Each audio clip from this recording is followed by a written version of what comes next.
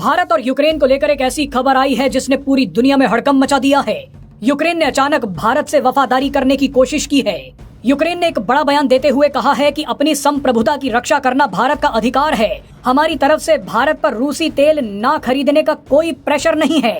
यूक्रेनी राजदूत ओलेक्सांद्र पोलिश्चुक ने बताया कि रूस से कच्चे तेल की खरीद को लेकर यूक्रेन ने भारत पर कोई दबाव नहीं डाला है, बल्कि हम तो भारत के साथ हर मुद्दे को द्विपक्षीय चर्चा के साथ सुलझाना चाहते हैं।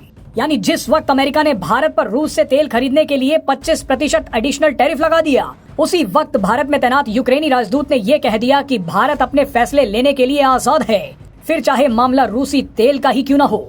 ये घटना कितनी बड़ी है और भारत क्या बड़ा खेल कर रहा है वो आपको आसान भाषा में इस वीडियो में बताएंगे। इस वीडियो में जब आप भारत की ताकत और भारत की रणनीति देखेंगे तो आपके होश उड़ जाएंगे। भारत ने अमेरिका के साथ एक ऐसा खेल कर दिया है जिसकी वजह से अब पूरा यूरोप भारत की तरफ भाग रहा है। दरअसल इस वक्त पूरा यूरोप अमेरिका से परेशान है। रूस यूक्रेन जंग पर अमेरिका ने पूरे यूरोप को धोखा दिया है। पुतिन से मिलने के बाद डोनाल्ड ट्रंप ने फैसला किया कि अब अमेरिका रूस के साथ अपने व्यापार को बढ़ाएगा, न्यूक्लियर एनर्जी के क्षेत्र में डील भी करेगा।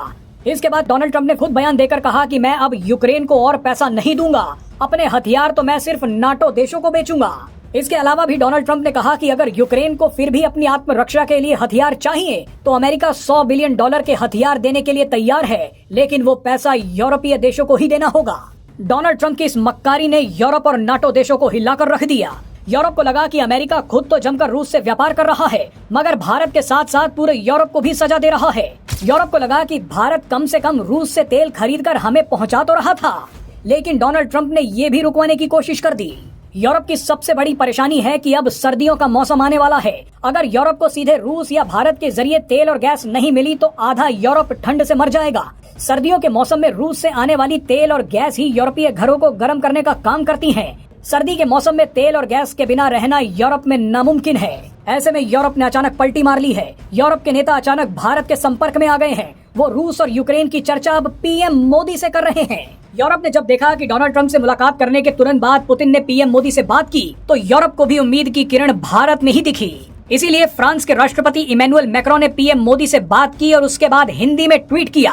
मैक्रों ने कहा कि मैंने अभी पीएम मोदी से बात की है। हमने यूक्रेन पर अपनी स्थिति पीएम मोदी को बताई है ताकि मामले को जल्द ही शांतिपूर्ण तरीके से सुलझाया जा सके। हम चाहते हैं कि यूक्रेन के लिए ठोस सुरक्षा गारंटी मिले और यूरोप की सुरक्षा भी हो जाए। हम भारत के साथ व्यापार संबंधों को भी मजबूत कर रहे हैं। लेकिन इमैनुअल मैक्रों ने असली खेल तो अपने ट्वीट के आखिरी पैराग्राफ में कर दिया। मैक्रों ने कहा कि 2026 में हम G7 की अध्यक्षता कर रहे हैं और उसी दौरान भारत ब्रिक्स सम्मेलन का अध्यक्ष रहेगा।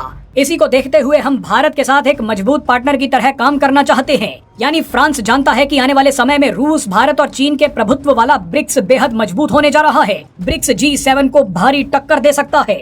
इस संगठन में भारत का रुतबा जबरदस्त है।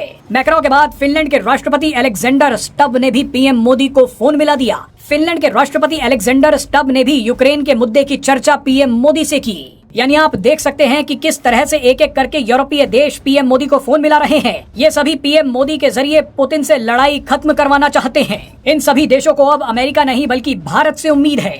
इसीलिए जर्मनी के चांसलर फ्रेडरिक मर्ज ने भी यहाँ तक ऐलान कर दिया कि रूस तो एक तरीके से यूरोप का हिस्सा ही है।